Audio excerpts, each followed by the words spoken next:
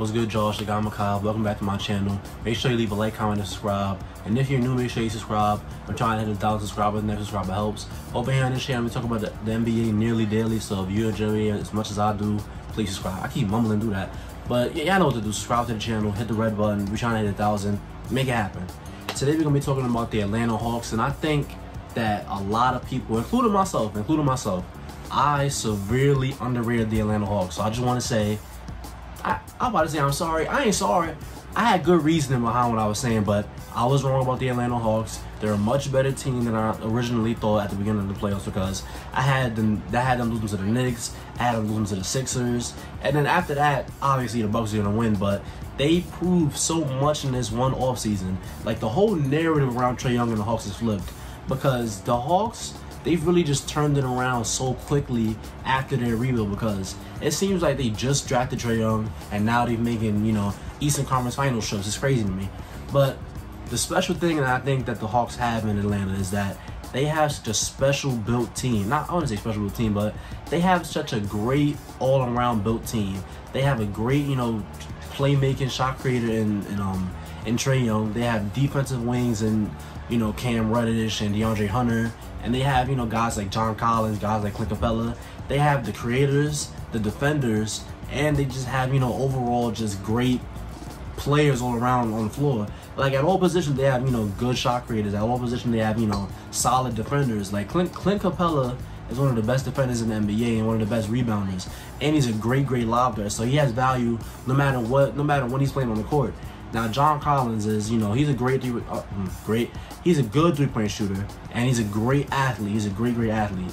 But him playing with Trae Young, I feel like maximizes his overall value because John Collins and Trae Young in the pick and roll, if that's anybody else, they're not gonna throw as many lobs as Trae Young does to John Collins. But because it's Trae Young and because it's John Collins, he's always flying and soaring all over ATL, all over, the NBA players and all that. And Trae Young is just a really special talent, man. I underrated him a lot because I thought his size and his defense was going to take away from his value in the playoffs, but he showed us that the way that offense impacts a game much more than how defense impacts a game is insane. It's not even funny. Like for him to be able to play make at that size, and him to be able to score the way he does at that size, and it's really mostly him getting to the lane. You would think because of like the stigma around Trae Young is that, oh, he takes all these 35-footers and all these 30-footers. And don't get me wrong, he takes his fair share of 30-footers and 35-footers, but he's really getting into the lane. He's really getting, to the rim. He's shooting these floaters. He literally broke the hearts of everybody in New York City with 10 million floaters in the series. And he had that one deep three to, ice it. And again, against Philly, he was getting in the lane and he was shooting well from beyond the arc. But it's not only that. When Trae Young is getting into the lane and you try to help, he's passing it to whoever. He's passing it to Bogdan. He's passing it to, Kevin Huerter. He's passing it to John Collins. He's passing it to whoever is out there. And, that's an underrated dude, I think. I'll be forgetting how to say his last name. Kevin Huerter. However you say his last name. Kevin Huerter is an underrated dude. I feel like his defense is not really as highlighted as it should be. He tries very hard on defense. I'm not saying he's some, all-world type defender, but he's solid on that end. And his creation is okay. His creation is solid. But I feel like overall he's more of an off-ball just shooter type dude. But I like Caban. They call him Caban sometimes.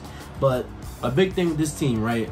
The two young wings, Cam Reddish and DeAndre Hunter, they have to stay healthy. Now, I can't blame them for getting injured and stuff, but this season, Cam Reddish played 26 games. DeAndre Hunter played 23 games. And now DeAndre Hunter, when the season first started, when he was really playing a lot of games, he looked great. He was creating off the dribble. He was defending at a high level. And that's why I say the Atlanta Hawks have a great future because these young dudes, obviously, you hope the health gets better, but from what they've shown us so far, it's a great place to start from and a great place to build from. Cam Reddish, I've loved him since he was in college, but he didn't really get a big chance to shine in college because he's next to RJ and Zion and all them. But I feel like as a shot creator in the NBA and as a two-way player, because I feel like it's underrated how much emphasis Cam Reddish puts on defense. And Cam Reddish is going to be one of those great, swaggy type of fan favorite type dudes, and he's going to be a great shot creator. Because we saw in the Eastern Conference Finals, he had a game, I think it was game 6, the game where Trae Young was not so hot because he was injured.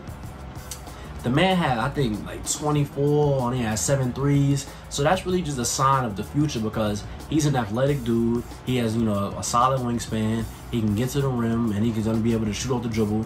And I just think that that's where the NBA is headed. You need to have wings that can create and also defend. The days are gone where you can just have somebody who just stands and, you know, spots up and then only shoots threes. You need to have creators at all positions. It's okay to have one non-creator, but it's better if you have a bunch of creators at multiple positions, and that's what ATL has. Look at what the Suns have, and then look at what ATL has. It's kind of similar, not obviously to a different degree because there's no second dude like Devin Booker or Chris Paul in ATL, but I'm saying all the creation around all those positions and all the defensive versatility. And before I end this video, I don't want to forget about Onyeka Okongwu. Onyeka Okongwu, he kind of got thrown into the playoffs. He was hurt a lot this season. How many games did he play this year? Let me see. He played 50 games this year, so 50 out of 72. That's solid. And I feel like a lot of where he's going to have a lot of value is on defense. I feel like, obviously, he's a rookie. He's not going to be the best on defense. He still has a lot to learn. But in the Eastern Conference Finals against Giannis, there were a lot of plays where he's stifling Giannis at the rim, you know, offering good, you know, offering good defense at the rim against Giannis. And that's not, you know, some light task. Like, it's hard to guard a guy like Giannis, somebody who's so strong like that. But for him to be so smart at a young age and be able to show us those flashes being thrown into the playoffs like that, I think it's huge. And, you know, offensively, he can create a little bit because I think in college he was solid. I forgot what college he went to, but in college he was a solid creator, but obviously that's not his main thing. But honestly, when you're playing with Trae Young and you're not that amazing at creating, don't even worry about it because Trae Young is going to create for you. Trae Young is one of the best young stars in the NBA, one of the best young scorers, one of the best young passers. And, you know, you could take Young off everything I said. He's one of the best dudes at all of that stuff in the NBA. And I do love Trae Young's game, but the foul baiting is a smart thing to do. But, you know, when I'm watching that, I just be like, oh, man, now you got to watch these free throws for like 2 minutes. But, yeah, man, the Atlanta Hawks, they really just shocked the whole world going to the Eastern Conference Finals. And I don't want this run to put some kind of damper on next season if they don't, you know, replicate the same thing, because if they, let's say they're eliminated in the first round next year, I don't want it to be like, oh, they're worse or they suck because they didn't get back to the Eastern Conference Finals. Getting to the Eastern Conference Finals this season was way ahead of what they're supposed to be at this stage in the rebuild. You can't even call it a rebuild anymore. But we got to see what happens with that John Collins contract situation, because I think he wants like $100 million or like the highest amount he could get, and the Hawks are not trying to give him that, because personally, I'm all for players wanting, you know, to be overpaid, wanting to get, you know, a lot of money on their early contract, especially early in their career. But I don't think John Collins is worth like 120. He's not worth like 125. He was worth the $90 million they tried to give him for 4 years, but he sees himself as more than that. I would hate to see Trae Young and John Collins duo get broken up so early, but don't cap trap yourself trying to just keep a guy like John Collins, because I think you can kind of replace his skills with somebody else in the league, or maybe develop a guy like that, you know, elsewhere. But yeah, man, this team, they have a lot of really, really great young talent. They have, you know, talent that's great right now, like Trae Young and Clint Capella. So it's really just going to be interesting to see if they go the development route. Do they trade for a star to try to, you know, win right now?